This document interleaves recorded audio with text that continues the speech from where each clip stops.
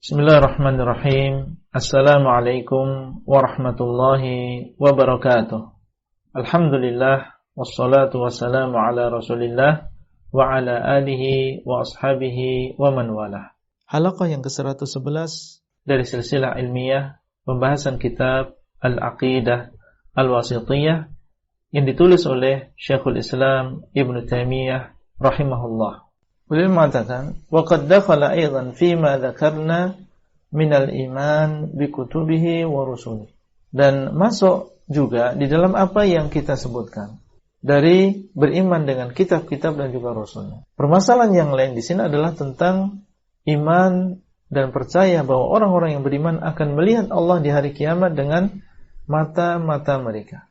Maka ini, kata beliau, termasuk beriman kepada kitab dan termasuk beriman kepada Rasul.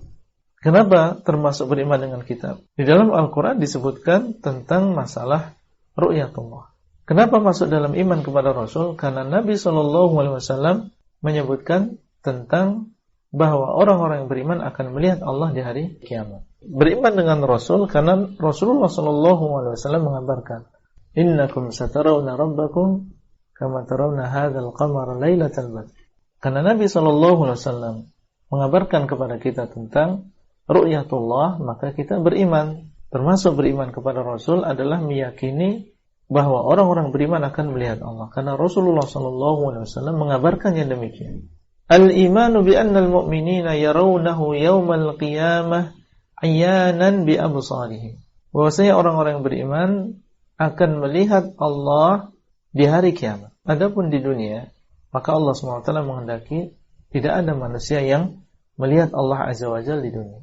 Termasuk para nabi yang merupakan manusia paling mulia di sisi Allah. Nabi Musa alaihissalam pernah meminta kepada Allah, Arini andur ilai, qala lan tarani. Engkau tidak akan melihatku, yaitu di dunia. Bahkan Nabi SAW juga tidak pernah melihat Allah di dunia. Beliau ditanya oleh sebagian sahabat, hal ra'aita rabbak, apakah kau melihat Rabbmu? Qala nurun anna. Itu ketika Mi'raj. Beliau mengatakan, hanya ada cahaya, bagaimana aku bisa melihatnya? Ya, karena hijabnya Allah adalah nur. Sehingga Nabi SAW tidak pernah melihat Allah di dunia. Tapi yaumal qiyamah, Allah SWT menghendaki untuk orang-orang yang beriman bisa melihat Allah Azza wa Jalla. Ya, dan di dalam tafsir firman Allah Azza wa Jalla, lilladzina ahsanul husna wa ziyadah, jika dikatakan kepada ahlul jannah bahwasanya Allah SWT memiliki mau'id dengan kalian dan Allah ingin menunaikan mau'id tadi.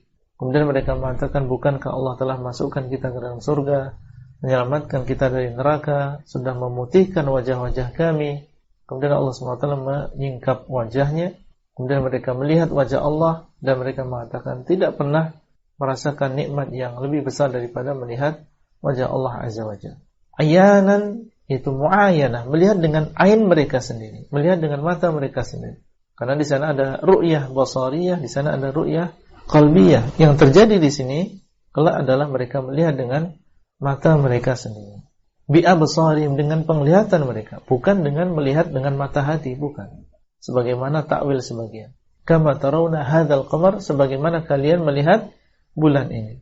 Apakah kita melihat bulan dengan mata hati kita? Tidak. Melihat dengan mata kita. Kama yarawna syams sahwan laisa dunaha sahab.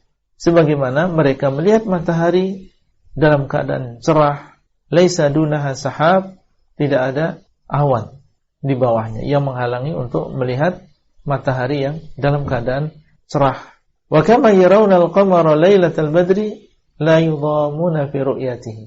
Dan sebagaimana mereka melihat bulan pada malam bulan purnama, la yudhamuna fi ru'yatihi, mereka tidak yudhamuna li ru'yatihi. Yudhamun, kalau dibaca demikian seperti ini, yudhamuna fi ru'yatihi, maksudnya adalah tidak saling menzalimi satu dengan yang lain. Ya, tidak saling mengambil hak atau mengambil tempat orang lain. Masing-masing melihat di tempatnya masing-masing.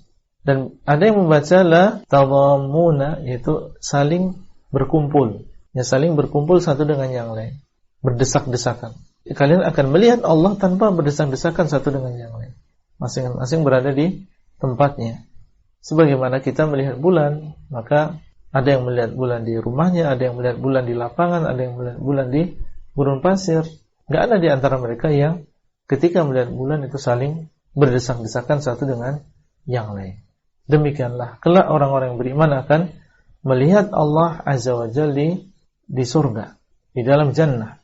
Baik, ini termasuk beriman dengan Rasul dan termasuk beriman dengan kitab. Yarawnahu subhanahu wa hum fi arasatil qiyamah. Mereka juga melihat Allah SWT, yaitu orang-orang beriman akan melihat Allah. Demikian pula fi arasatil qiyamah, ketika mereka berada di arasatil qiyamah. Arasat itu adalah tempat yang luas, yang tidak ada bangunan, yaitu dikumpulkannya manusia di sebuah tempat, di sebuah padang yang luas, yang tidak ada gunung, tidak ada lembah, tidak ada bangunan di sana. Maka orang-orang beriman akan melihat Allah Azza wa Jalla di padang mahsyar. Ini kali pertama mereka melihat Allah.